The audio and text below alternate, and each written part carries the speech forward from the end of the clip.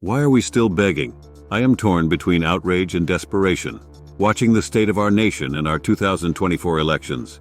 I remember these same arguments from high school civics and history classes more than 50 years ago. Should we call for a new constitutional convention? And should we stay in the United Nations? After more than a half-century and Congress still hasn't made a decision. They would rather impeach presidents and cabinet members to deflect blame from themselves. Here's the latest update on our progress with the UN issue. Over the years, many bills have been introduced to limit or remove ourselves from UN control. No action, of course no action is action, was ever taken by Congress. Examples: H.R. 204 in the 116th Congress of 2019 and the same American Sovereignty Restoration Act of 2022. H.R. 7806 in the 117th Congress. Reintroduced 51722 have gone nowhere. Orphans in the wasteland of the House. Posted as a bill and given to the Foreign Affairs Committee where it again died. Here's the bill summary direct from the horse's mouth. Congress.gov. This bill directs the President to terminate U.S. membership in the United Nations, UN, and all affiliated bodies. It also ends U.S. participation in all UN conventions and agreements.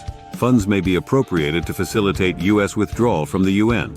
No funds may be made available for contributions or payments to any UN body. No member of the U.S. Armed Forces may serve under UN command. And no funds may be used to support U.S. Armed Forces participation in UN military or peacekeeping operations. The bill also repeals diplomatic immunity for officers and employees of the UN and for officers and employees of foreign government missions to the UN.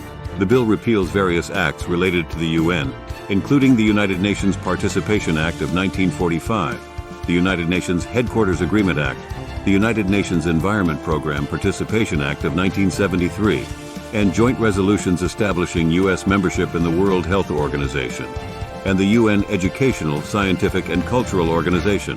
Please help stop the UN's proposed emergency platform by contacting your U.S. representative and senators. Inform them of ways this plan violates U.S. sovereignty and our God-given individual liberties. Instead, urge Congress to defend the U.S. Constitution and to fully withdraw the United States from the UN. For more than 50 years, I've been urging us to remove ourselves from the UN. Look up the information and make your own decision. You can go to congress.gov, an official government site, or other reputable organizations with decades of reliable information like jbs.org. Now to the original question, why are we begging our representatives and government to do the right things for our country? They are sworn to protect and uphold our Constitution and our nation. It's time to stand up. The only reason that our so-called leaders appear to be great is because we are on our knees.